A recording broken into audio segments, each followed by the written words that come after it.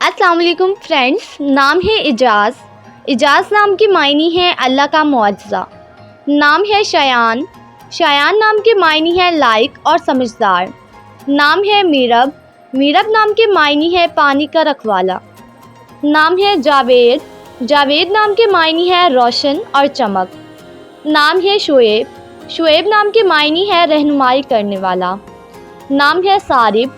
सारिब नाम के मायनी है सीधा और साफ। नाम है आफिर। आफिर नाम के मायनी है तेज़ी से काम करने वाला। नाम है आतिफ। आतिफ नाम के मायनी है मेहरबानी करने वाला।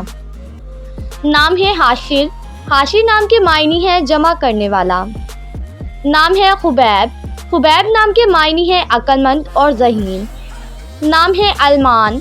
अलमान नाम के मायनी है मेहरबान और अक्लमंद। नाम है अतहर। अतहर नाम के मायनी है बहुत पाक। नाम है मारिफ। मारिफ नाम के मायनी है मकसद। नाम है गजनफ़र। गजनफ़र नाम के मायनी है शेर। नाम है इर्तिज़ा। इर्तिज़ा नाम के मायनी है पसंदीदा। नाम है दामिल। दामिल नाम के मायनी है इज़्ज़तदार, खुददार। नाम है महद। महद नाम के मायनी है आला और बेहतरीन। नाम है बालाज। बालाज नाम के मायनी है चमकदार, रोशन।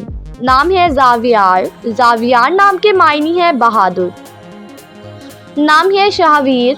शाहवीर नाम के मायनी है शाही।